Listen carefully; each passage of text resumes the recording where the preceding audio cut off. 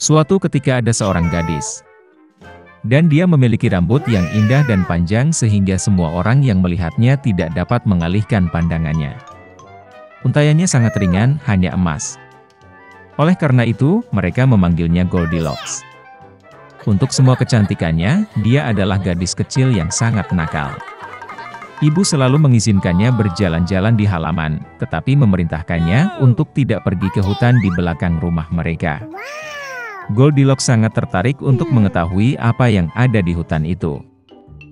Jadi, sementara ibu tidak melihat, entah bagaimana dia meninggalkan rumah ke dalam hutan. Gadis itu berjalan lama di dalam hutan.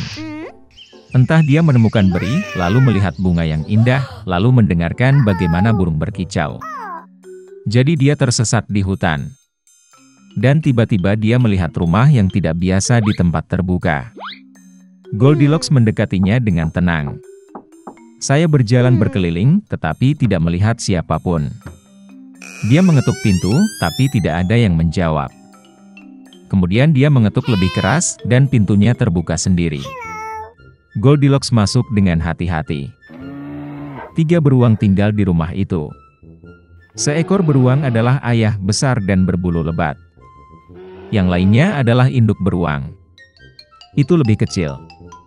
Yang ketiga adalah seekor beruang kecil. Beruang tidak ada di rumah karena mereka berjalan-jalan di hutan. Gadis itu memasuki kamar dan melihat 3 mangkuk bubur di atas meja.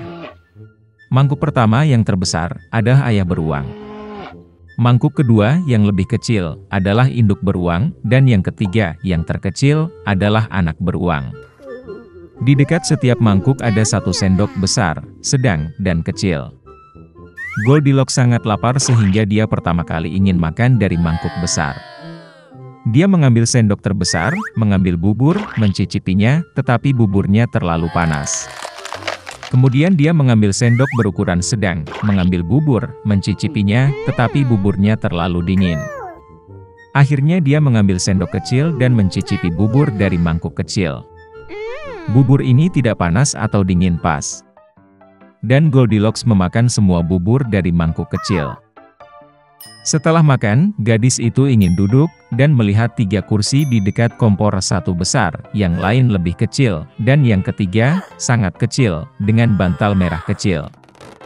Pertama, dia mencoba naik ke kursi terbesar, tetapi tidak bisa. Kemudian gadis itu mencoba duduk di kursi tengah, tetapi sangat keras dan tidak nyaman. Akhirnya dia duduk di kursi terkecil, dan kursi itu tepat untuknya. Goldilocks sangat menyukai kursi itu sehingga dia mulai mengayunkannya. Kursi itu retak, patah, dan dia jatuh ke lantai. Gadis itu bangkit dan pergi ke ruangan lain. Ada 3 tempat tidur besar, sedang, dan kecil. Pertama, Goldilocks naik ke ranjang pertama, tetapi ranjang itu terlalu tinggi dan keras. Saya berbaring di bagian tengah, terlalu luas dan lembut. Gadis itu berbaring di ranjang ketiga yang terkecil. Dia tepat untuknya. Goldilocks merasa sangat nyaman dan nyaman sehingga dia segera tertidur. Gadis itu tertidur lelap ketika keluarga beruang kembali ke rumah. Beruang menjadi sangat lapar dan segera pergi ke meja. Melihat mangkuknya, Papa Bear sangat marah. Seseorang sedang memakan buburku. Dia menggeram. Ibu beruang juga melihat ke dalam mangkuknya dan menggeram pelan. Seseorang juga makan dari mangkukku. Dan anak beruang melihat mangkuk kosongnya, berteriak keras, seseorang tidak hanya makan dari mangkukku, dia memakan semua buburku. Beruang itu mencium ada sesuatu yang tidak beres, meninggalkan meja, dan mulai melihat sekeliling. Ayah beruang memperhatikan bahwa seseorang memindahkan kursinya dan menggeram dengan suara yang mengerikan, seseorang sedang duduk di kursiku. Ibu beruang melihat kursinya dan mengeluh, seseorang sedang duduk di kursiku dan memindahkannya dari tempatnya. Dan kemudian, beruang itu melihat kursinya yang rusak dan sekali lagi berteriak dengan keras, seseorang tidak hanya duduk di kursiku, tapi juga mematahkannya. Ketiga beruang itu dengan hati-hati masuk ke kamar tidur. Seseorang sedang berbaring di tempat tidurku dan meremasnya. Papa Bear meraung dengan suara yang mengerikan. Dan seseorang juga berbaring di tempat tidurku dan meremasnya, geram ibu beruang. Teddy Bear melihat ke tempat tidurnya dan berteriak lagi, "Seseorang sedang berbaring di tempat tidurku." Dan kemudian dia melihat gadis itu dan menjerit dengan suara pelan, dan masih tidur di dalam dia. Ayah dan ibu beruang pergi ke tempat tidur dan melihat bahwa seorang gadis kecil sedang tidur di sana. Goldilocks terbangun dari jeritan anak beruang, dan sangat ketakutan. Ada 3 beruang di depannya. Dia langsung melompat keluar rumah, dan berlari kemanapun matanya memandang, tanpa melihat ke belakang. Gadis itu berlari sangat lama, dia sangat lelah, dan kemudian dia melihat ibunya, yang mencari putrinya yang hilang di hutan. Sejak itu, Goldilocks selalu mendengarkan ibunya, dan tidak melakukan apapun tanpa izinnya. Dia menjadi gadis yang sangat penurut, baik dan baik. Dahulu kala ada seorang saudagar kaya yang memiliki 3 orang putri. Putri bungsu disebut kecantikan. Para suster tidak menyukainya karena dia adalah favorit semua orang. Suatu hari sang ayah akan pergi ke kota dan bertanya kepada putri-putrinya apa yang harus dibawa sebagai hadiah. Para kakak perempuan meminta gaun dan perhiasan berharga, dan yang lebih muda meminta mawar merah, yang paling indah di dunia. Pedagang itu menjadi bijaksana, tetapi berjanji bahwa dia akan melakukan segala kemungkinan untuk menemukan bunga seperti itu. Dan berangkat. Sang ayah dengan cepat menemukan hadiah untuk anak perempuannya yang tertua, tetapi untuk yang termuda dia tidak dapat menemukannya. Setiap mawar yang ditemui pedagang dalam perjalanannya lebih indah dari yang sebelumnya. Kemanapun dia melihat. Dan kemudian jalan membawanya ke hutan lebat. Di sana sangat gelap dan dingin. Tiba-tiba cahaya muncul di kejauhan. Mendekati, pedagang itu melihat sebuah kastil kuno yang besar, semuanya dari emas dan berlian. Memasuki gerbangnya, dia memasuki aula yang penuh dengan permata. Dia melihat bahwa ada meja di tengah aula, dan tidak ada piring di atasnya, dan semua piring terbuat dari perak dan emas.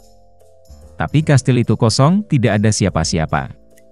Pedagang itu mengira pemiliknya mungkin akan datang sebentar lagi. Dia menunggu 1, 2, 3 jam tidak ada yang muncul. Pedagang itu tidak bisa menahan diri dan duduk di meja. Setelah makan dari perut, orang tua itu berangkat. Mengemudi di sepanjang gang, pedagang itu melihat semak mawar dengan keindahan yang belum pernah terjadi sebelumnya, dan teringat permintaan putri bungsunya. Dia menyetir dan memetik mawar yang paling indah. Pada saat yang sama, kilat menyambar, guntur menyambar, terdengar suara gemuruh, dan bangkit, seolah-olah keluar dari tanah, di depan pedagang dan bukan binatang atau manusia, tetapi semacam monster, mengerikan dan berbulu. Terlalu marah pedagang itu memilih bunga favoritnya alih-alih berterima kasih kepada pemiliknya atas keramahannya. Orang tua itu sangat ketakutan, dan berkata bahwa dia akan melakukan apapun, selama dia tidak membunuhnya. Untuk pelanggaran seperti itu, binatang itu setuju untuk menikahi salah satu putrinya. Tapi hanya orang yang ingin datang sendiri, karena cintanya pada ayahnya. Dan jika tidak ada yang datang, maka pedagang itu mati. Orang tua itu berduka, dan memutuskan untuk pulang, untuk mengucapkan selamat tinggal kepada putrinya. Dia tidak ingin menyerahkan salah satu dari mereka untuk binatang buas. Aku naik kudaku dan pulang. Setelah bertemu dengan anak-anak, dia memberikan hadiah kepada semua orang, dan menceritakan tentang petualangannya. Para kakak perempuan menerkam yang lebih muda, kata mereka, itu salahnya, dia memesan bunga yang buruk, yang sekarang harus dibayar ayahnya dengan nyawanya. Kemana si cantik menjawab bahwa dia dengan senang hati akan pergi ke binatang buas itu, bukan ayahnya. Jadi, keesokan harinya, Beauty mulai berkembang. Kuda itu dengan cepat menemukan jalan kembali ke kastil. Memasuki aula, dia menemukan meja dengan anggur dan makanan lezat. Si cantik mengira binatang itu ingin memakannya, jadi dia memberinya makan. Segera setelah dia makan malam, terdengar suara gemuruh, dan monster yang mengerikan dan berbulu muncul, seolah-olah dari bawah tanah. Dan binatang itu berkata kepada kecantikan bahwa karena dia sendiri datang ke sini atas kemauannya sendiri, itu berarti dia memiliki hati yang baik.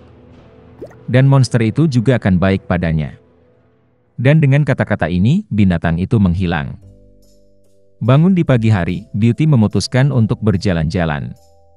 Memasuki salah satu ruangan, dia melihat tulisan di atas meja, apapun keinginan kecantikan, aku akan lakukan. Gadis itu berpikir bahwa bagaimanapun monster itu baik, dan mungkin dia tidak akan memakannya. Jadi mereka hidup untuk waktu yang lama. Binatang itu memperlakukan kecantikan dengan sangat baik, dan memenuhi semua keinginannya. Suatu hari gadis itu bermimpi ayahnya sakit. Dia benar-benar ingin mengunjunginya. Si cantik menangis dengan air mata meminta Beast untuk melepaskannya, dan berjanji bahwa dia pasti akan kembali. Monster itu menjawab bahwa dia bebas, dan dapat kembali kapanpun dia mau. Keesokan harinya, si cantik mengenakan pakaian termahal dan pergi ke ayahnya. Dia sangat senang melihat putrinya selamat dan sehat. Kakak-kakak perempuannya berlari dan melihat bahwa dia menjadi lebih cantik, dan bahkan berpakaian seperti ratu. Seminggu kemudian, Beauty bermimpi bahwa binatang itu terbaring di rumput di taman dan sekarat. Dia terbangun dengan ketakutan dan memutuskan untuk segera kembali dan menyembuhkannya. Ketika gadis itu mendekati kastil, dia melihat tubuh Beast yang tak bernyawa di atas rumput. Hatinya hancur karena kasihan.